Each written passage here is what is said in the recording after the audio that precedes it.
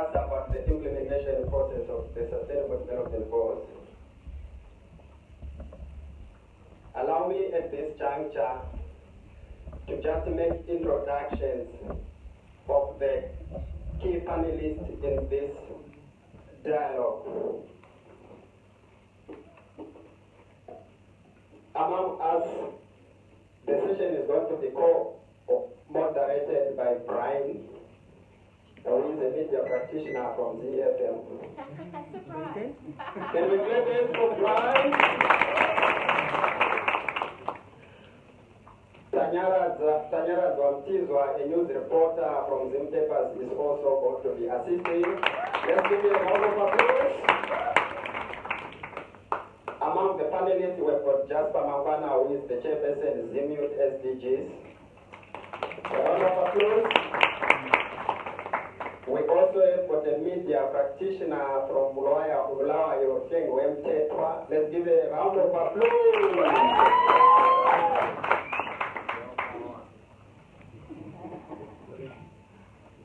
There is also Dr. Shumba, who is a qualified environmentalist and a PhD holder, who is going to be also among the panelists. Let's give a round of applause. We have got Cicelo Due, who is the stable lady. A round of applause. Those are our local guys who will be joined with the regional guys. We have got Emmanuel Ametepi from Ghana, the Executive Director and Youth Advocate for Ghana, and we have got Ghana for African SDG Summit. We also have got Kasapo, who is a professional accountant and former banker. She is also an advocate for sustainable development. So ladies and gentlemen, those are our panelists who are going to be helping us in the discussion process. At this point, sorry, my apologies. I've left my key friend. His name is Siraki Gipreoti. He is the UN United Nations Resident Coordinator's Office in Zambia and now in Zimbabwe. I'm sorry for that omission.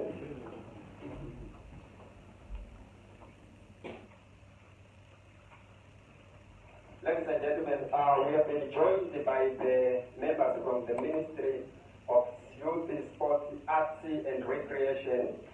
I'll kindly ask Ms. Karigamombe, the Director of Vocational Training and Skills Development in the Ministry, to just introduce the delegates from the Ministry side. Let's clap it for them.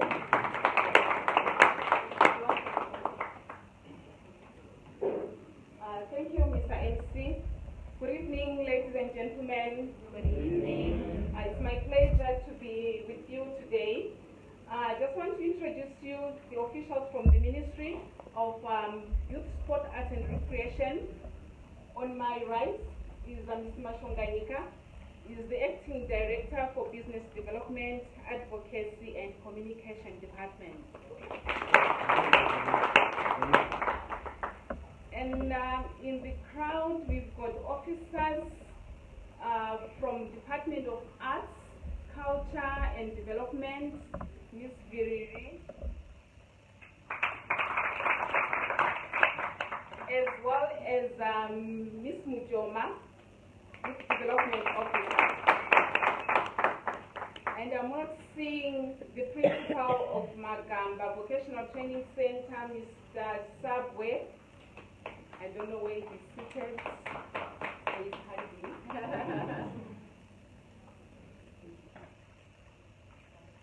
And also, may you introduce the ZYC members? Thank you. Okay, thank you so much, ma'am. In our midst, we have got members from the Zimbabwe Youth Council, Director Mr. Sungano Chisina, who is the head of business development, data and research. May you kindly stand up.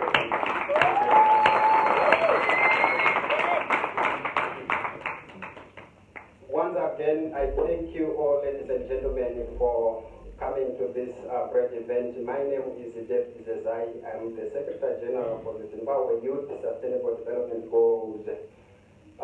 Let me just give a brief recount.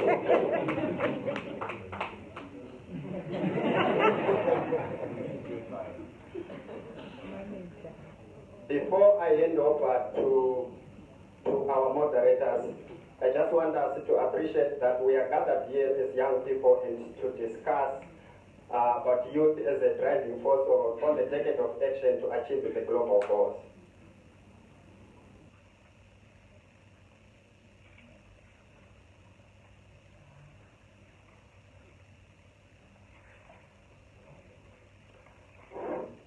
So I just want us to appreciate that it is a great honor that this event has been permitted by the UNICA to proceed, as we have made a request for young people to convene and share their ideas, share their recommendations on how best they can participate in the socio-economic space in driving the sustainable development goals. So as young people, we have been afforded this opportunity so that at least we educate one another and also come up with recommendations that can inform policies and practices as we move forward the global agenda.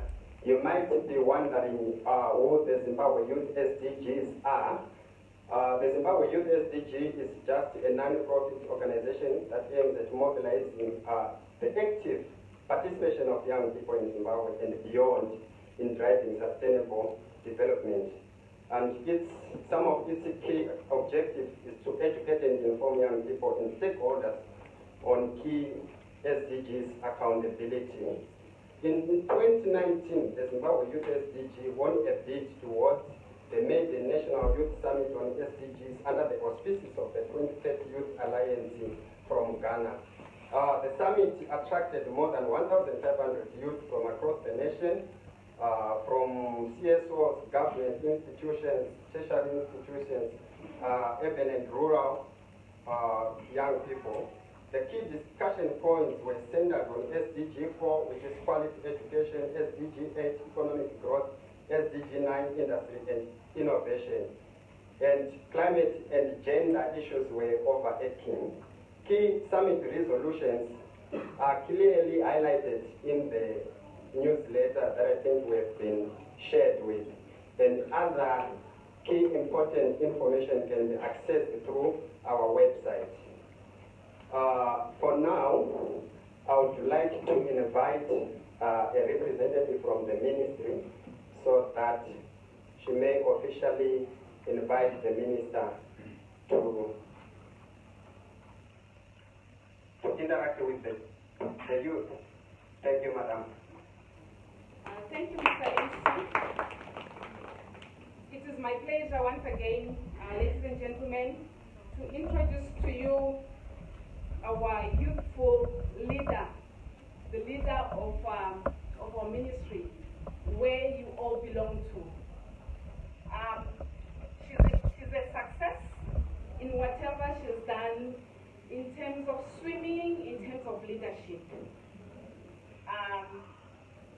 This is none other, Dr. Kirsty Coventry.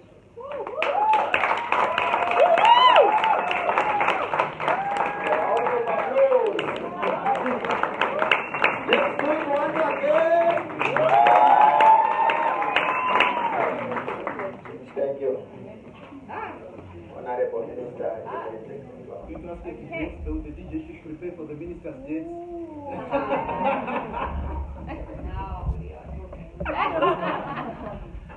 Okay, thank you. So, thank you very much, all of you, for being here.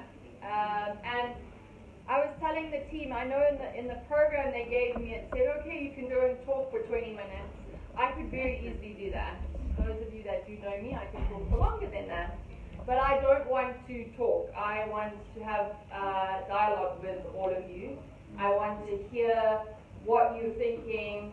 I want us to discuss some of the issues that are facing all of us and come up with ideas of how we can break through those things. I want to be able to discuss and figure out how we come together as one youth, not as a divided youth, because one youth means one Zimbabwe, and we only have one Zimbabwe. There is only one Zimbabwe, and we have to make this Zimbabwe our Zimbabwe, the Zimbabwe that we want to see. Now, I was at the day that the Deputy Secretary General was discussing and talking with all of you, and I found her questions really very interesting. And the facts, I actually had no idea. The question about, do you think the world will be better, same, or worse? And I was really quite surprised I wasn't surprised from our collective response that we believe it will be better.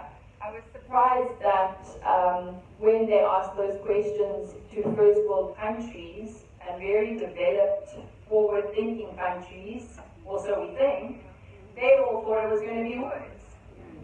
And I think that gives us a huge opportunity, because we are thinking about things in a very different way. And I think that positions us for being very successful in the future. But we have to take that opportunity. We can't let it pass us by. So, I would like to start by asking you a second question, or a follow-up to that question, is what makes you think things will be better?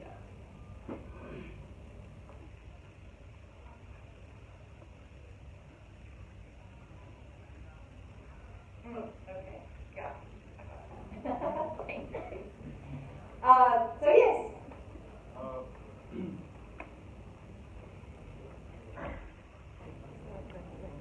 Thank you. I'll speak. So I'd love to see. Okay. But we are doing it for no, use the mic. We are doing it for different audience. That's why we have speakers and everything. Okay, so my name is Ramai Mtumsapa. So I think when we look back from where we came from, youth weren't allowed to approach their elders, leaders, question them, interrogate them on issues that matter. So as we can see right now, there's a room filled with young people, and that's a first step towards the right direction in terms of why we're saying the world will be better. Back then we were silenced, and we had older people decide for us what we want, what's good, what's bad, and what's right. So now, for starters, we're able to have the Minister of Youth in our midst and tell her, or actually converse with her on matters, on issues that matter. So on that on its own is a start and a step towards the right direction. So we feel at the rate at which we're going and towards where we are going and where we want to go, the world will be a better place. For example, the minister is now coming before us. That wasn't possible back then, but look at us now. So that's why we feel the world is a better place. So, including, being inclusive of one another. Yes?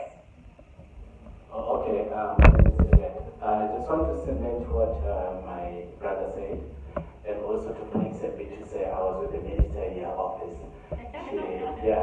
She has the open door policy, and I think that's a step towards achieving what we want to achieve in the next 25 years. Yes, after that.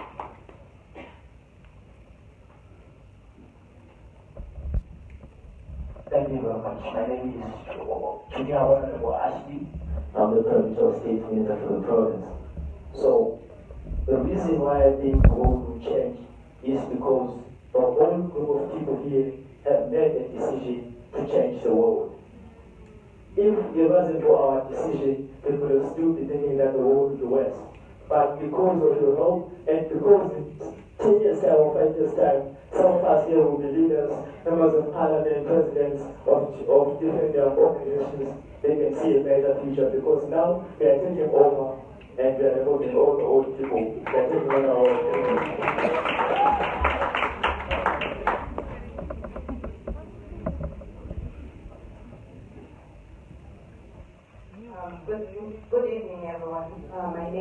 Russell in Maida from Innovation Zimbabwe, Mutare.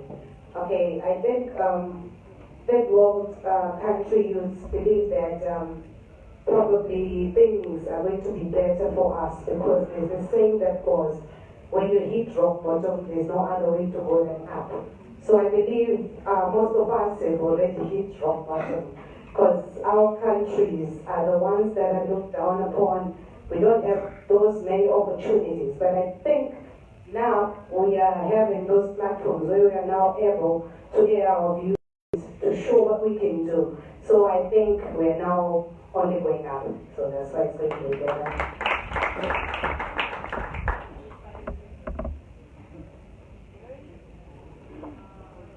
Good evening, everyone. My name is Pride from SlyMedia Tv.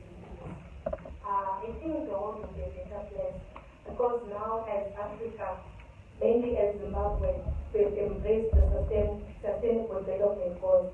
Then we used to have maybe manufacturing firm, an organization, having a mission or a vision that is within our country, within Africa. But now we are talking of sustainable development goals, a global vision. So I think we'll be there. Thank you. So before we go, yeah, I'll do one more. There you go. And then I need one more gentleman. Right at the back. Right at the back. Who's just standing up? We'll come to you.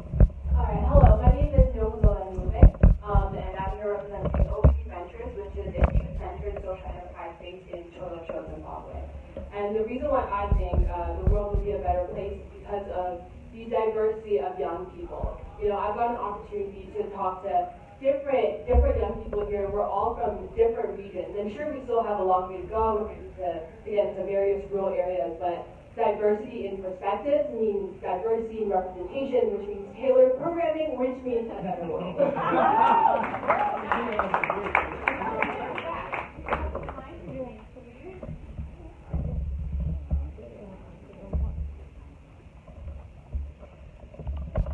Thank you. My name is Wellington Bagay. I'm from Simcom Paynet Integrated Internet. I think the world is going to be better because we have young people who are actually jumping outside the box and acting. And after acting, we're actually sharing what we are doing and inspire other young people. So I feel the work that young people are doing, either without the resources or with the resources, is actually influencing other young people to continue doing great things. Thank you.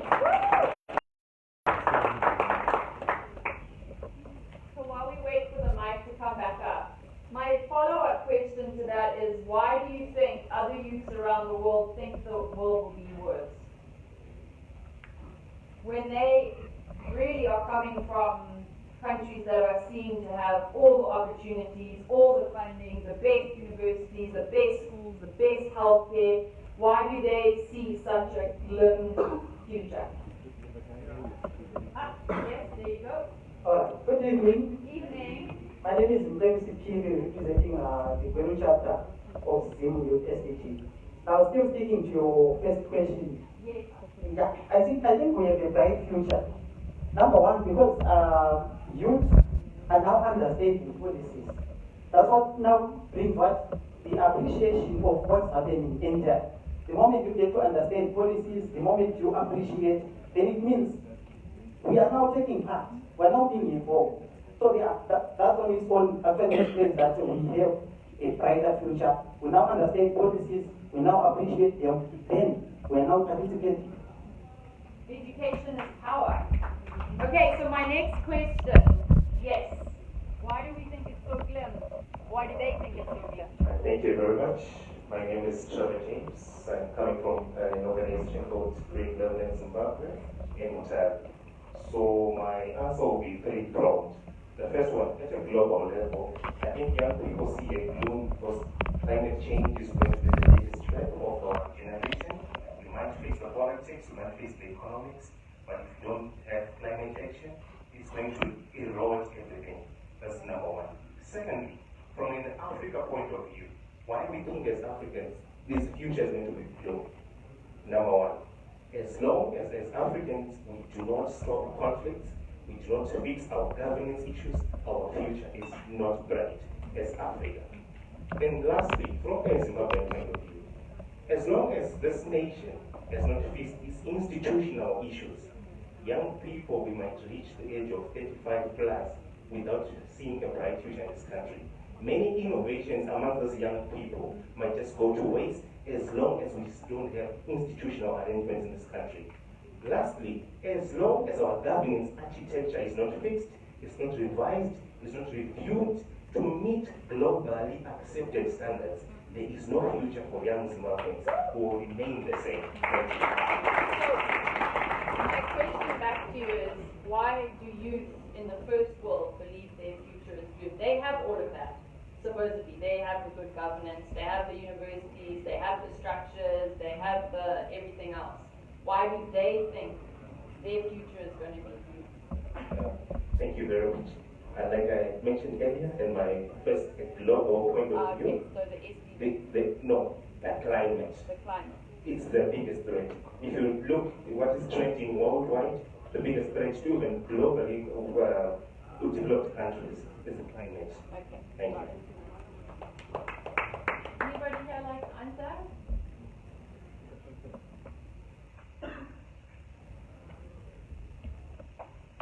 Hello, my name is Nanga from Zimbabwe Youth SDGs. I'd like to answer for the youth in the first world. Yep. There is what we call misconsumption of technology and not wanting to participate in solving the problems.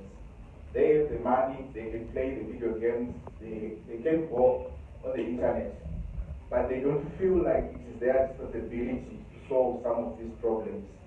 And I'll give you an example. We're learning during the weekend at the boot camp.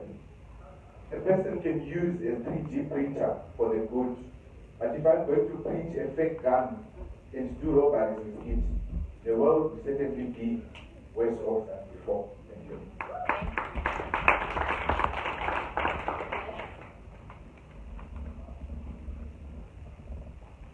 Hello everyone. My name is Minister Kirsty. I'm a youth and disability advocate from just about the draft and at the business development as well. So responding to the previous question, I think the world, our Africa will be a better place. Why? Because of the strides that are being made towards inclusion. For example, we never got to participate in spaces like this, but now we have silent interpreters everywhere. We can participate. Thank you. So I think this was good. Thank you.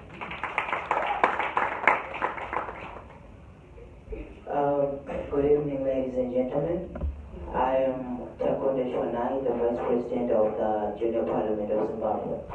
I only have one contribution on the second question is, for those we have, there is no hope because they are already in their home. And for those who do not have, there is hope because they are already hopeless. So the first world now are in their hope because their future was made by their fathers. And therefore the hope of the first world is in their fathers and not in the youths. And as for the Africans who are hopeless, their hopelessness is in their fathers and their hope is in the youths, and therefore they will all their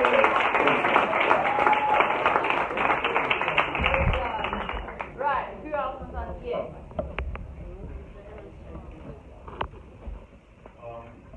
The reason why I feel that the first world is starting to become hopeless is the spirit of plenty, right? Which I hope that we will not get there. Because previously we were given that we were cursed with the spirit of plenty.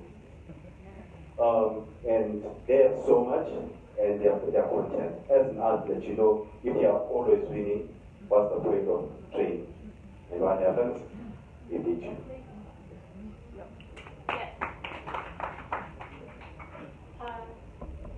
Coming from a perspective of technological advancement, the first world countries see no hope because the first thing is, like right now, we are facing a lot of challenges in terms of sexual harassment online, where a lot of people are actually committing suicide. Some people are stepping down from their position of power because some sex tapes and some nude pictures they are finding their way to the internet. So there is no hope for those people because they know that cyber laws are there, but they are not used for what they are supposed to say, but for propaganda and some other issues that does not even advanced SDGs. And the other thing is the production of nuclear bombs and some other weapons of mass destruction. And there is a point that I made that there are some bombs that when you inhale such gas, all the children that you can actually give birth to, they are going to be disabled. So with such kind of technological advancement, I don't think that people can have hope in this.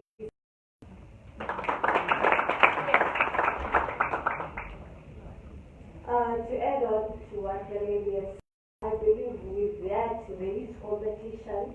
And with competition and mass destruction, I believe there is a loss of Ubuntu, like we said, in Africa. Everyone is competing with each other. There is no one who cares about anyone.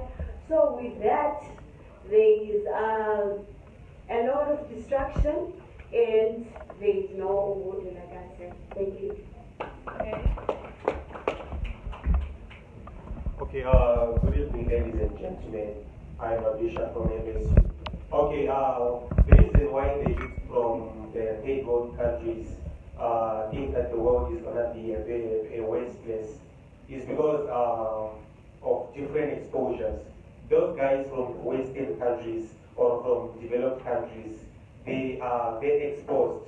Those guys, they are very exposed to the new technologies. They are very exposed to everything that is produced, but everything is produced at that site, then it is important to this site. So with the desire of many countries or many continents to develop, for instance like Africa, there is going to be a lot of competition. There's going to be a lot of competition. And that competition is going to affect the balance of power. Because we cannot all be producers. There has to be someone who receives. So if we all start to innovate, if we all start to come up with ideas, there's going to be a lot of competition. For instance, those guys, they've noted that Africa is now developing. The youth of Africa, they now want Africa to be a better place. It means that we'll be on that, it will make us to be able to compete with them.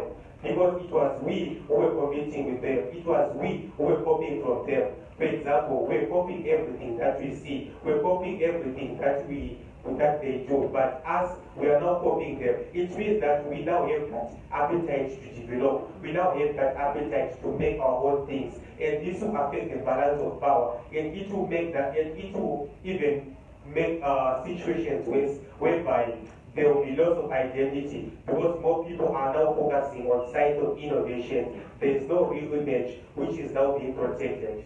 Any other comments?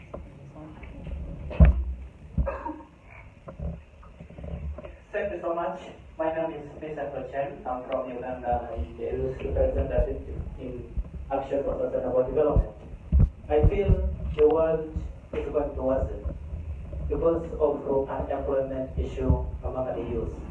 You'll find that currently youth in Africa graduate from schools and forget even the courses that they have done because of the issue of unemployment. They forget even what they studied from the universities because they can't find out jobs that they need to practice what they studied.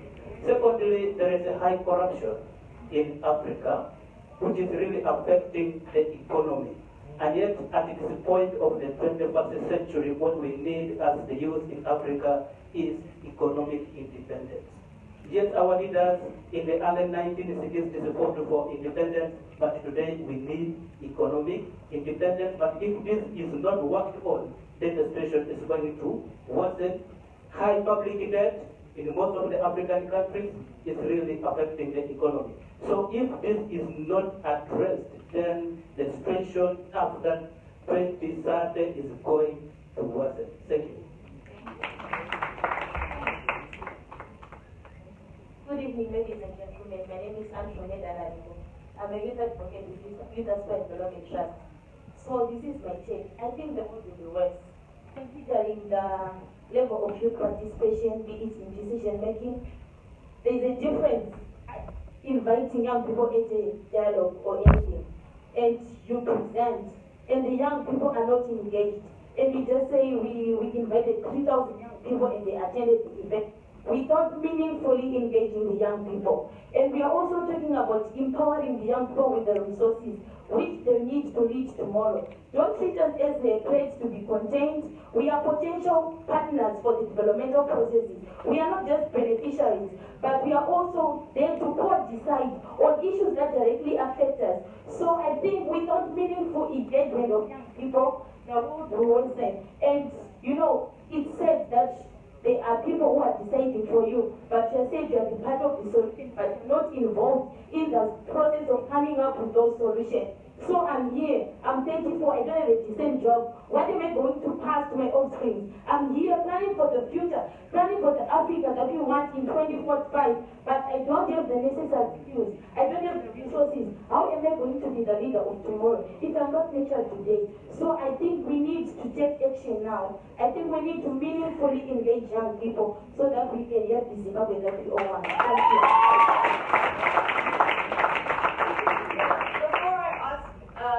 My next question. I just wanted to roughly get an idea of how many Zimbabweans we have in the room.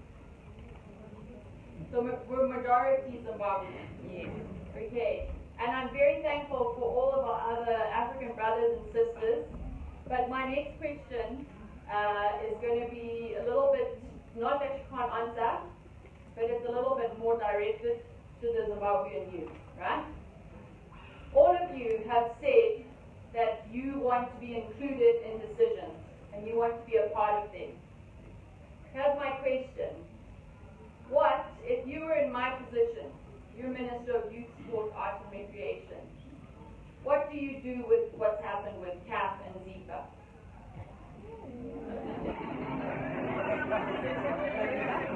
You guys want to hear? And let me give you some background. None of the national stadiums fall within your portfolio. You have no control over them. You also have only just become minister for the last year and 18 months. So we all know, let's be honest, let's put all the facts on the table. The facts are, over the last 20 plus years, our national stadiums have been going down, down, down, down, down. We know that you are recently just a new minister, and none of these national stadiums fall under your ministry. You have no control of them. So now I want you to be a part of what you think I should be doing in this situation. Some of you will be and would have been on social media today, where CAF have turned around and said our stadiums will no longer be used for international games. I want you to be a part of what you think I should be doing. Because I've had a lot of people on social media telling not just me, but government what they should be doing. I want to give you all the opportunity to be a part of this decision. So I want to know, what should we be doing? What should I be doing? Yes.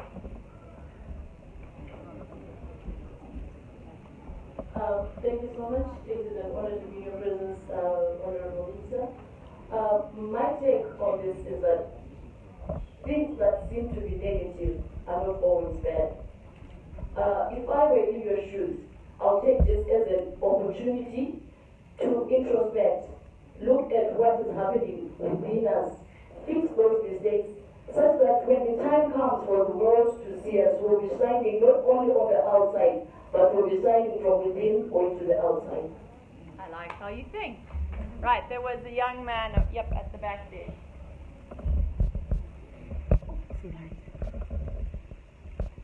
Thank you. My name is Alan Paduka from Ward.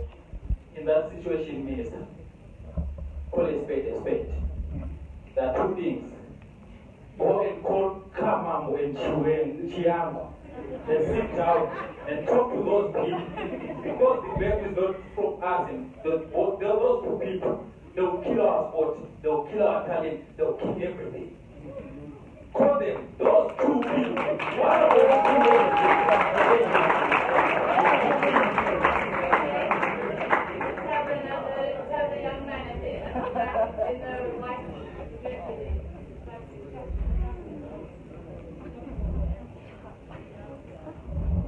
Thank you so My name is Silvester.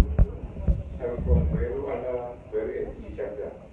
What I think you should do is probably to sit down with the government and try to come up with a strategy so that it won't get involved in all of the things that, I mean, like Zimbabwe, the government of Zimbabwe is really involved in football, if I'm not mistaken. So I think you should take the government out of all what your decisions in making, so that everything will be based on you as a ministry, not the government itself, because that's where the roots are coming from. Because everything is politicized in Zimbabwe. The government is all there, everywhere. You know what? Because of, I'm sorry. I know, I understand what you're saying. I do that.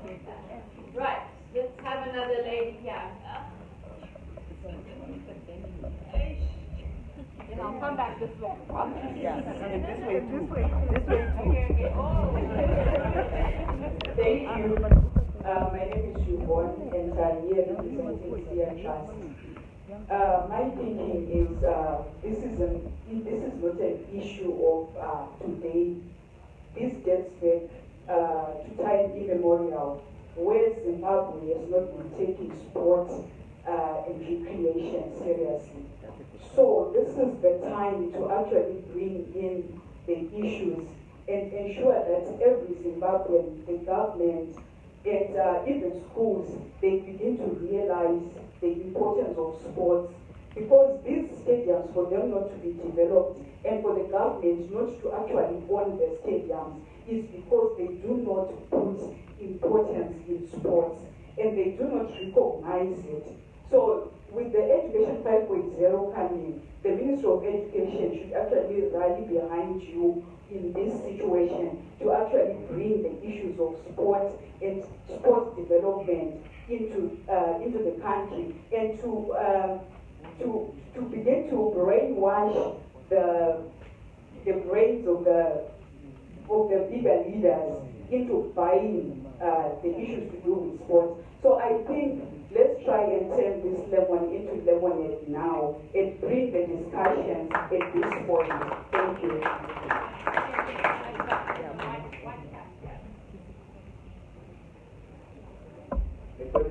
A good evening to all ladies and gentlemen. My name is Tabel Dube from Bohoma High School under Elevate Trust.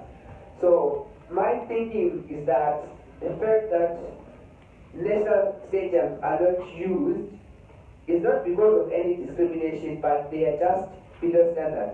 And the issue which has to be dealt with is why are they below standard. And I think it's just because the government does not prioritize the ministry or the Department of Sport and Recreation as an entity. So the solution basically is to sit down and go back to the drawing board and actually convince the government to actually see future in sport, because it seems like today's society actually thinks that the future is only to education. But there are those people who are not academically gifted, and those people actually have their sport as the future. So I think the government has to actually take care of those people who are not academically gifted. Thank you. I'm going to come, yes.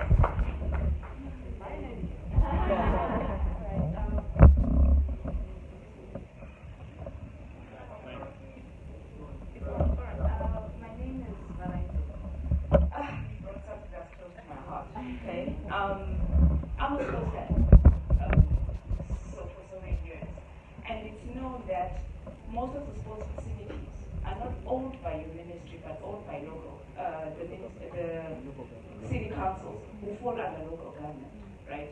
So right now the problem that's there is the money is being taken from sport, because fans will watch the games. It's taken from sport instead of fixing those facilities that is supposed to happen, that people use. It goes somewhere else. National Sports Stadium, 1996, that's when we held the All Africa Games, right? 95. Okay, I was in grade 4. Yeah. I remember I watched, so I went, my dad had to tag me along because I wanted to watch. So many places were great. I'm from Blawayo, I'm from Zimbabwe, right? We actually have a swimming pool. I swear the day I did my swimming practice, there's a time it was so bad. But city council got a stakeholder who actually got involved, and coincidentally it happened when he became minister, so I don't know, right? So what my point I'm trying to bring across is stakeholders are not meeting, right? Government can't be involved. I know in cricket, in soccer, if government says anything, they are sanctioned by FIFA and by the ICC. You cannot be directly involved. But then stakeholders, why guys sit, we need to talk. These stadiums need to be fixed, right? That's something that, it wasn't a shock. When I saw the whole, I'm like, yeah, that was expected. The only, we are not going up to standard, but we try and say standard, right? And I'm sorry, I'm going to divert a bit. Women have been doing great things for the country, but they're not getting the sponsorship or the respect that they deserve. The women's cricket team did a great job, right? The women's soccer team got only, I mean, we went on Olympics for crying out loud. The women's netball team, when those ladies, did you see the fun and the love that people were like, okay, to show you how interesting it is, there's a betting place close to where I get my transport home. There were these guys who were like, you know what, I'm done betting soccer, I'm now betting netball. But then the women are not getting, you get to a point where you're told, guys, they're looking for someone to sponsor women. Why? And we are talking of equality. Where is it when the men, when they come through, they get flights, they are flown to wherever they are going. But these women, they will bus from Harare to Cameroon. It is not close. I read Cameroon to Bulawayo, and we are closer. What more Harare? Fatigue, and you're getting into a stadium. Those girls, and then they're in camp. Then they're told 2 minutes later, they dispersed camp. Please don't kill me. I said, when the girls dispersed, I was like, they had to do that because they were being emotionally abused. You're there for camp, you do not know where your money is coming from. Some had to stop doing something to come to that camp. But when it's men, just like that, they've got all sponsorship. That's me.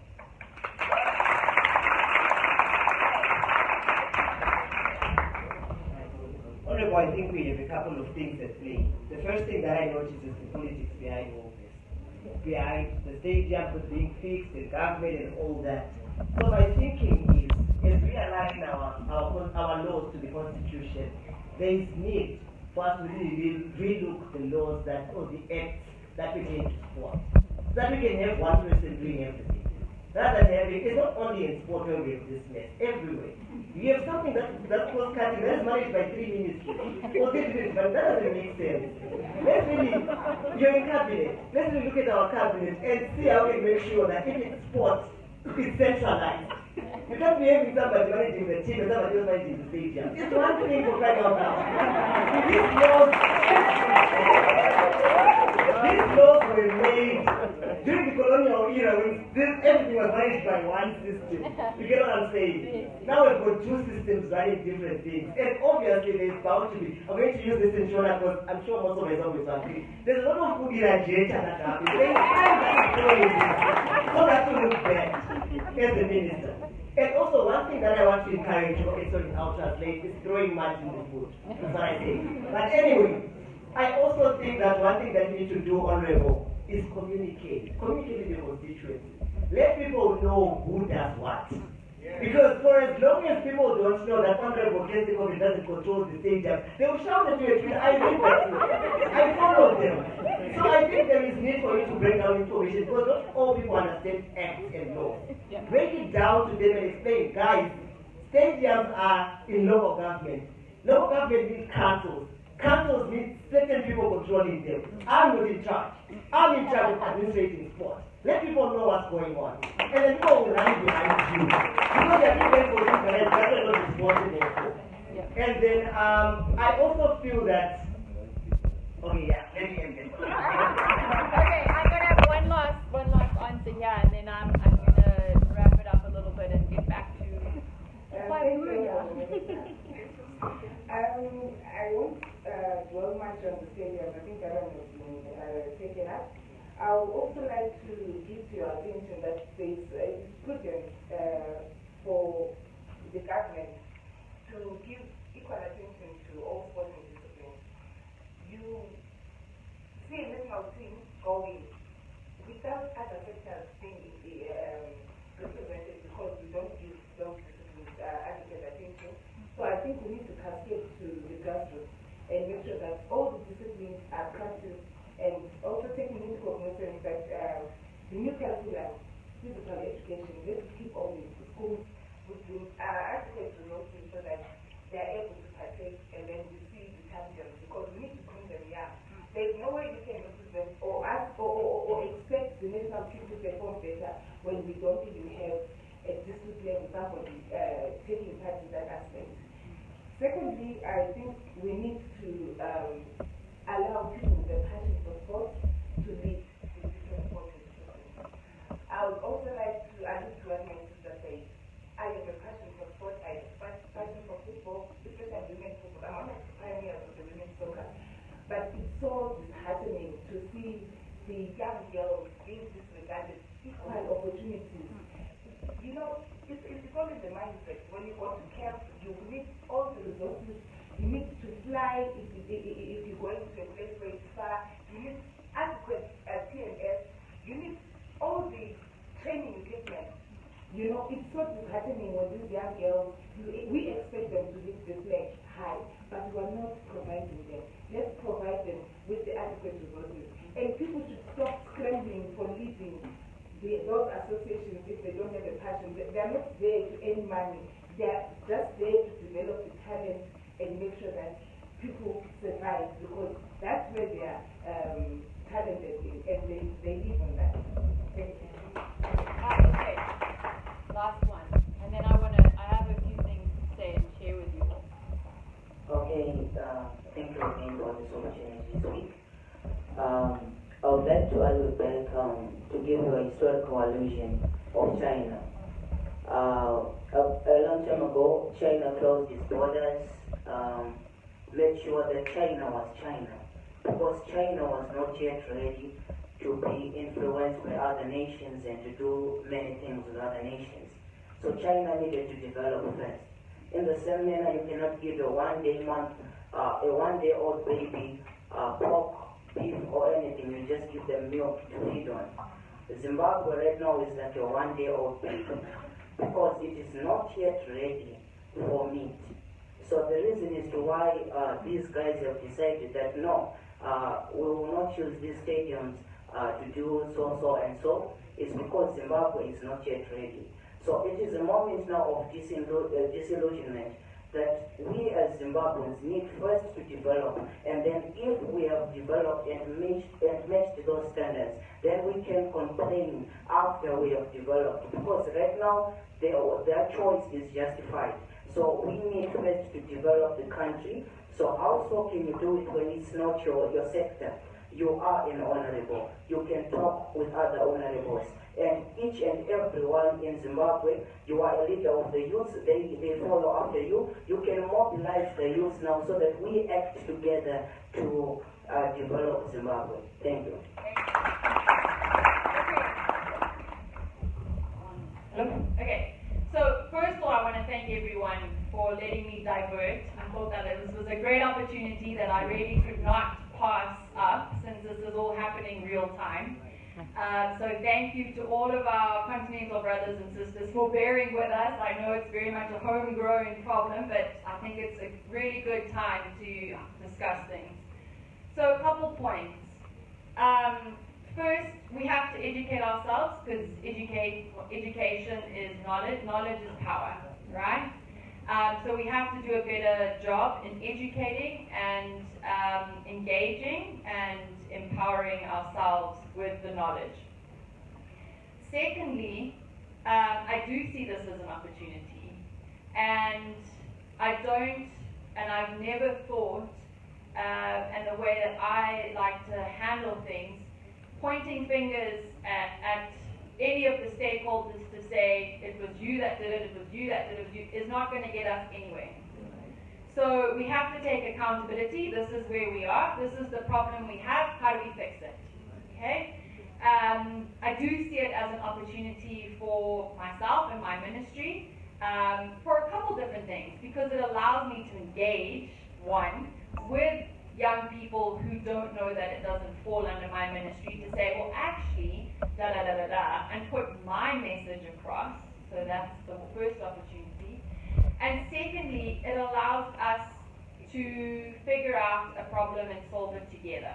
So we are already working on some different things, and we'll be making maybe a statement tomorrow morning on what we've already done in the last, which work that started a few weeks ago. It's just unfortunate that this decision came now, but it is an opportunity. And we can't let every speed bump that comes in our path hit us down. And we also cannot allow for young people, old people, any Zimbabwean that's out there that's only seen this, they've never ever been involved in sport, they have never cared about sport, but all of a sudden they see this as an opportunity to get some airtime, and they start giving of their opinions. Now, I'm lucky that I have very broad shoulders, that my husband has very broad shoulders, and that we can get through when we're looking at negative social media. And that's something, and that will lead me into my next question around social media and young people and how we can, I think, try and achieve the sustainable goals, because just about all of us are on social media somehow, right? And how can we use that to help promote all of the good things that every single one of you in this room are doing to achieve the sustainable goals? Because even if one other person reads what you're doing and gets in touch with you to say, how can I be a part of this change, I do think that we will be able to achieve the sustainable goals by 2030. It's a tall order, but I do think we'll be able to achieve some of them. But it will take using what we have, and we do all have social media, but it's changing that social media to use it for the positive, to get people to engage with us and to get people to buy into the different programs and projects that you are all doing at home, in your countries, as a continent, or as a region. So how do you guys think social media can help you for the positive achieve your goals in which you're wanting to achieve the sustainable goals? Yes. My name is Silvester.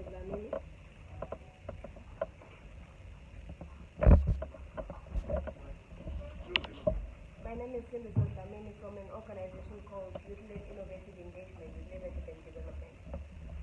So for us, so far what we've been doing is using social media in a different way. We have a podcasting studio, which is called Memeza Network, and our motto is we speak our truth. So I was saying we have a studio, which is a podcasting studio, and our motto is we speak our truth and shout out loud. Like, we're giving young people a platform to come and record and also air out their views on air. Like, when you're using radio, if I go on air today and no one hears it, it's gone. But when you're using podcasting, I know it's new. When you're using podcasting, it stays forever. Anyone can download it anytime, anywhere. So we're giving young people that platform to say you can always venture into podcasting. And when you're a podcaster, you can always share your audios, you can always share anything that you are doing, and also your views on how we can better work with the government in partnership and also work towards sustainable development goals. Thank you. Do we have one of our guests that want to share something with us? At the back.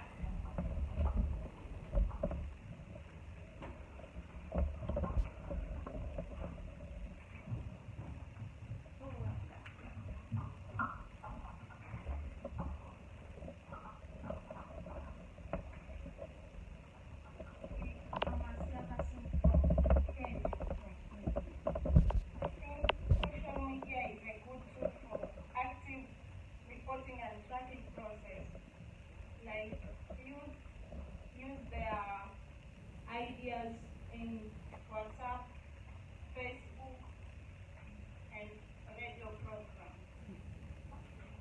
So evaluating and monitoring, which is so important. We have to be able to hold ourselves accountable. Yes, that's better.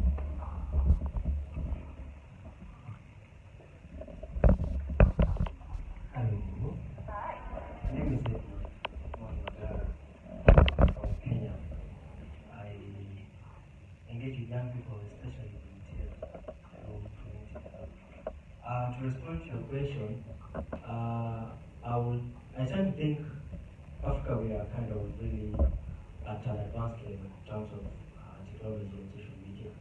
Young people have got access to data, internet, and all that. So, from a Kenyan perspective, we make things trend. When things trend, they capture the attention of duty bearers. When things trend, they capture the attention of other young people. So, on occasion where we're having, could be an awareness event, could be we've identified an issue in the community that needs social accountability, so we follow up the duty bearer, we make that in trend. So it could be coming up with hashtag, could be going live the way we have been here. So that is one of the strategies that we've employed here that is really, really working. The other thing is, I think, going back to a couple of questions that you asked, I was really, really interested to kind of put it across when you asked about the picture or the feeling from developed countries or young people, developed countries not feeling hopeless, having Africa kind of feeling hopeless. I would like to have a different perspective now, because again, I interact with UK volunteers in one of the programs, and I get to engage with them. I would like to think that the problems or the challenges we're having here, they're the same, even in developed countries, but rather they are different levels. From an African perspective, we're struggling more of social welfare and social protection systems. From, let's say, the UK or the other side, some of these systems are there. But if you look at the UK, things like unemployment are going on the other side. Things like mental health, things like homelessness. So some of these things, they cut across. Global issues cut across, but they are different levels. And I really would like to echo some of these initiatives that are here, like the Zim Youth for SDGs. That's a very perfect initiative. So from an African perspective, young people are getting there. Young people are getting there. So we just need to believe in ourselves as African youth. We believe in the good practices that we have. We believe in facts. We believe in the opportunities that are coming. Social media, technology, internet. A lot of good ideas are here. Like from a perspective in Kenya, the university students in Kenya are very, very entrepreneurial. The young person in university, they have a side business, they have a hustle. The young person in Kenya, they are doing online jobs. You know about that, right? We have great minds in innovation, technology, and all that. We just need to identify all these trends and make use of that. And the perspective of, okay, I'm African, I'm trained, or I have all this problem, that will keep pushing you down. If you get with this, all these people, youth from the US, the UK, they have the same challenges. So my experience with a lot of these young people from the other side gets me to understand, actually, we hold the same. In the program, they go and struggle with unemployment there. That's the same way we're struggling here. So just believe in yourself, we're all equal, we just need to, once enough, what can we make sure of? Thank you so much.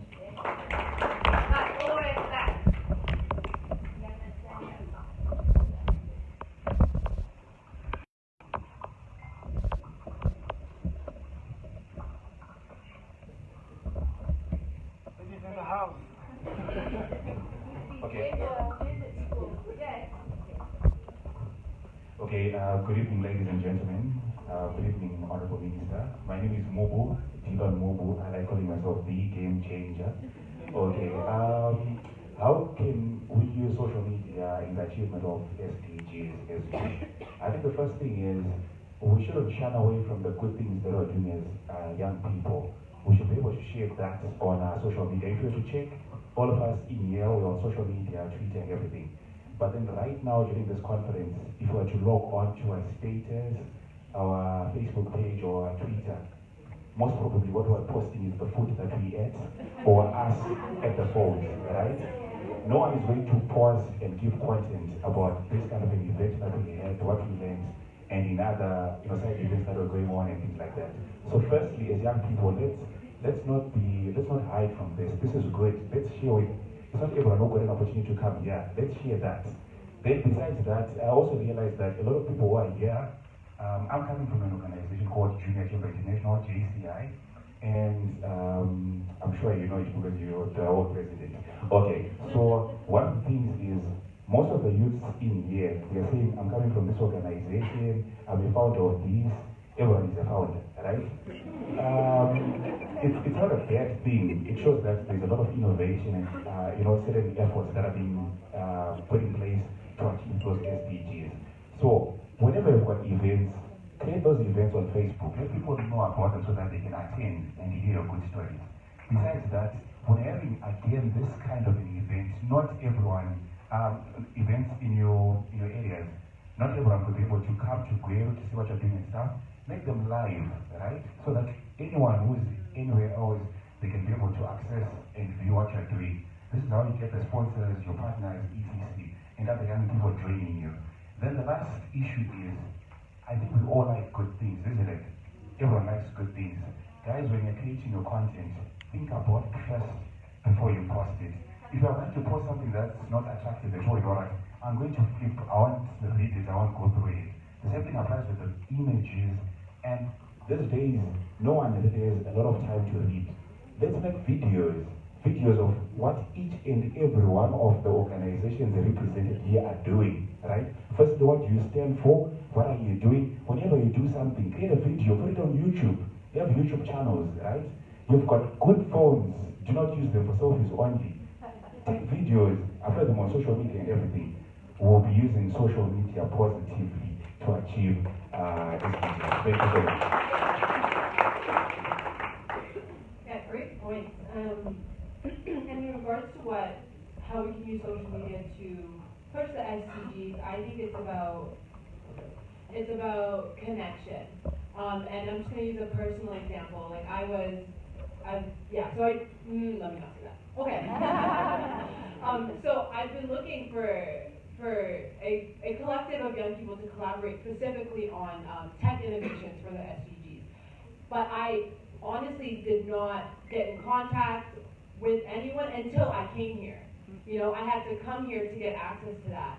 And I don't think that's necessary in this day and age. So I think we can definitely use and leverage social media platforms to create networks that transcend borders. And just to even go further, there are lots of Zimbabwean youth, even in the diaspora, who have so much interest in coming home and in working for the Sustainable Development Goals here at home. And just to give an example, I know that the African Women's Leadership Network has a campaign right now where they're profiling an African woman a day or every couple of days.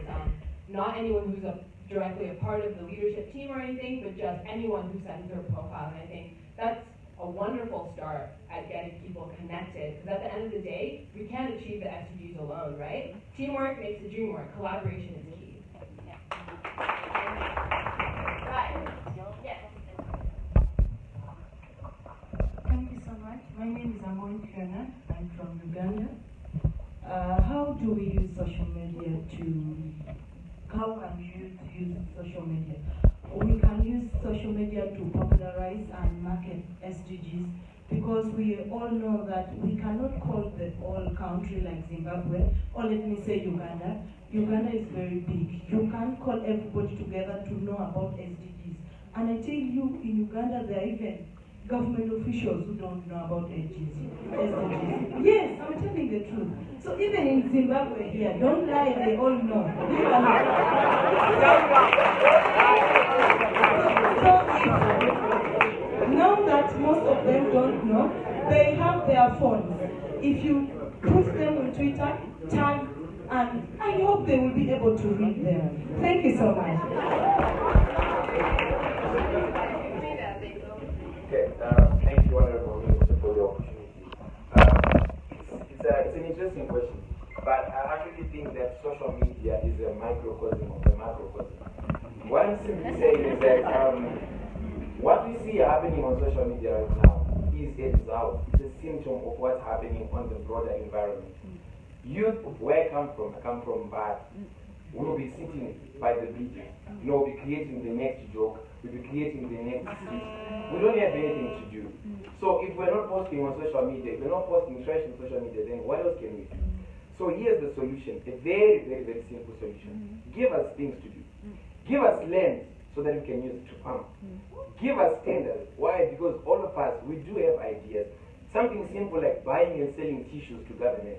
Give us 10% of that tender as youth. Because when we get jobs, now we don't have to waste time posting things on social media. make it easier for us to get access to mines.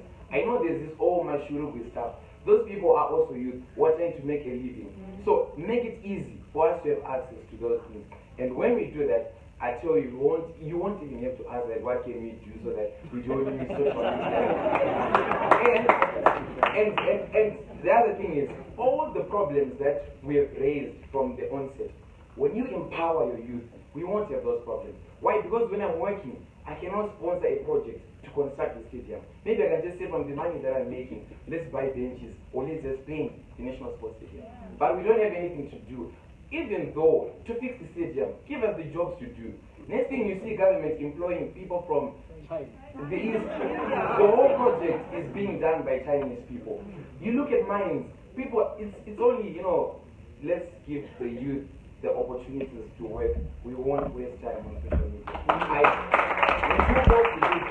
We do post the good things, but then, when you're surrounded by so many bad things, at the end of the day, people get over.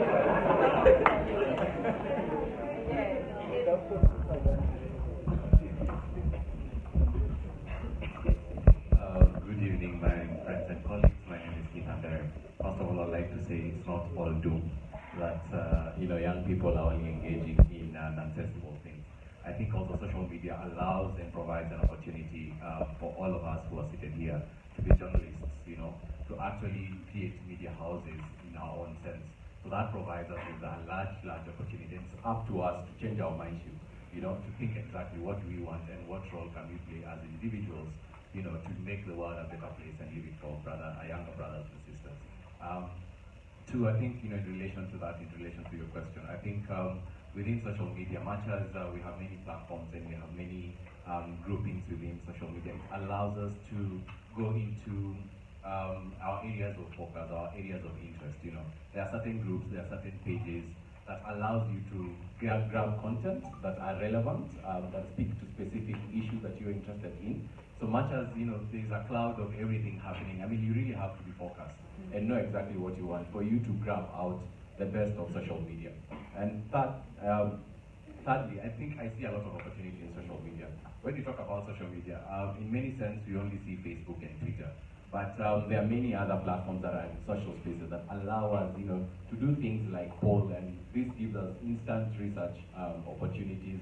I've seen a number of young people even taking webinars online and making sure that within their own little capacity, that they are able to spread the word, they are able to reach out to the larger constituents behind them. So again, it's how we choose to look at the coin. If you want to sit down and say, give us tenders, nobody will do it. You have to stand up, you have to show commitment to actually want to go and get it. That's the only way you're going to get it. Young and youthful space is just a period of time. We were babies the other day. Today we are young people, tomorrow will be, old people. So when we want to give it to the youth, you can't give somebody who's seated. Decisions are made by people who actually show up. Thanks. Thank you. Here you go. Thank you very much, Minister. It's such an honor to speak to you. My name is Kirsty Coventry. I'm a global metrics manager at First Development. I think what I'll speak to is inclusion, and maybe just really realizing that youth are not homogeneous. They're a diverse group. If you look at Uganda, for example, 70% of the population in Uganda live in rural areas. And then their population is 84 million people. 70% of that are young people. That's 23 million people. Then when we subdivide 70% of 23 million people, there are people that live in rural areas. I think the big question that we should ask ourselves, not just for the minister only, but all of us, is that as we speak about social media, what are we saying about the majority of the people that actually do not access social media or conventional social media? And where are the answers there with regards to inclusion? We look at young people with disability, like young people who are blind, who can't see, and then we post things on social media. We produce videos, and then we've got deaf young people who can't hear. What are we saying about inclusion in packaging our messages? So that's something that we strongly need to think about as we think about our innovative ideas. I've witnessed firsthand this week the power of young people and how innovative we can be. But as we do that, let's also go a step further and then really think about inclusion, true inclusion, and thinking about where the majority of the young people are. Even here in Zimbabwe, we actually know that the majority of the people who make decisions for us are in the rural areas. So what are we saying here about packaging our messaging? And what are we saying here about the way in which we actually reach out to the majority of the people that ultimately end up making the biggest decisions for us? And with regards to solutions as well, I strongly think that even our own rural young people have a lot to give. And what is it that we can do together to actually come up with answers with regards to actually ensuring that as we speak about media, conventional media, mainstream media, alternative media, pop culture, we have what we call in Zimbabwe dancehall music. Data is so expensive. Young people mostly communicate on WhatsApp. I have so many WhatsApp groups across the world, because I work with a network that's in 45 countries with 204 organizations. What I just really learned is that the most effective way to speak to young people is WhatsApp actually, because it's really very accessible. But as we say that, there's also that young person who really just can't afford that. So what are we saying about a young person? Are they continuing to be left behind within our solution? So it's just really to trigger our thinking without necessarily diluting everything that you say. Okay, we're going to do two more. Young lady with the purple hand and gentleman all the way at the back. Very cool.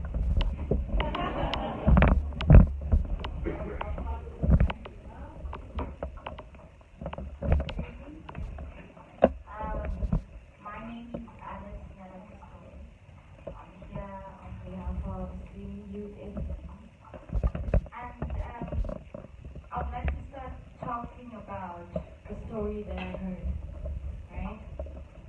And in one part of the world, there is a young man who makes instruments, right, out of guns and weapons and sells those, right? So just to end the story there, to me social media is like that. You could end